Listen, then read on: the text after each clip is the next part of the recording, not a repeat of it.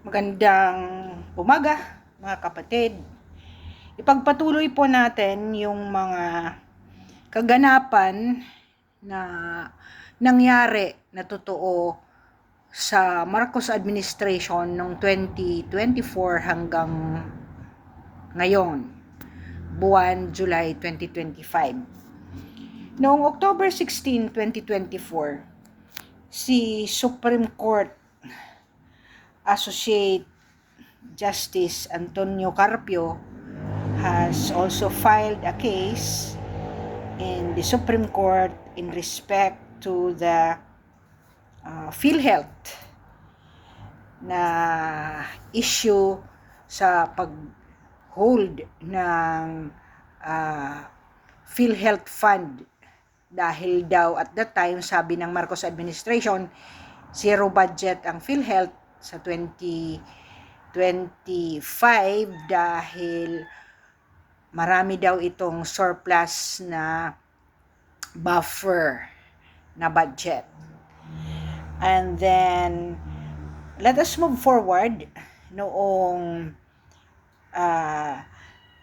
January 27, 2025, after po ng January 13 na Unity Rally ni Iglesia ni Cristo, si Attorney Vic Rodrigo at saka si Congressman Isidro Ungab ay nag-file po ng kaso sa Supreme Court na ang General Appropriations Act for 2025 ay unconstitutional dahil hindi po finalo ang proseso ng plenary at bicameral process bago po ito maipasa ang bill for the signature of the office of the President of the Republic.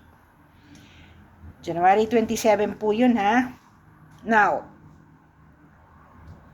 iisipin mo lang na bakit kaya biglang nag-file ng impeachment at ura-uradang i-final ang ito ng February 5 ng alas 3 nag-convene at naipasa agad at pinirmahan ng 215 na hindi po nagdaan sa plenary session at paglilitis ng due process kay BP Sara. Ngayon, on that same day, nag-file po si former DILG Secretary at Bucor Chief Dante Jimenez as regards also sa anomalies in the budget process doon sa Office of the Ombudsman. Ayan. So, parang nagsabay-sabay na. And in that afternoon, dali-dali pong pinasa ang complaint ng impeachment.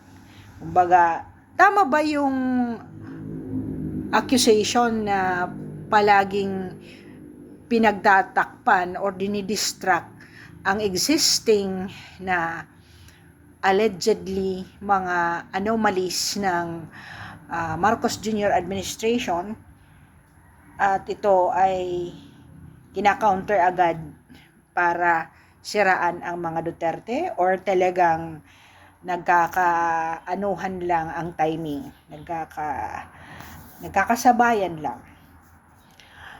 During this period from January 2022 to June 2024 nang mabilisan ng pinalitan ang Senate President and then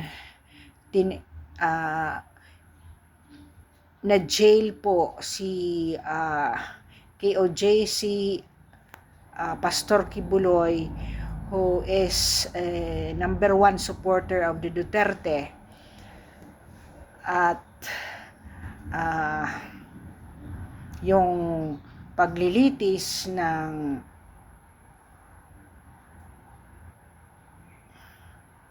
extrajudicial killings ay nagkaroon po ng mga pag-iingay tungkol sa paggasta o mga pagbinta ng 24.95 tons of gold from January to June 2024. And then, na-reduce po ng 15.69 or 16% ang ating tonelada ng ating gold. No less than Senator Amy Marcos questioned this decision of his brother, the President Marcos Jr., kung bakit daw tayo nagbebenta ng gold na ang other mga third world countries like us ay nag-a-acquire ng gold or nagbibili, tayo nagbebenta. So, pagdating po sa utang naman, nag-umpisa po ng 14 trillion from 2022, ngayon po ay nag-increase tayo ng 3.26 trillion na utang domestic and abroad.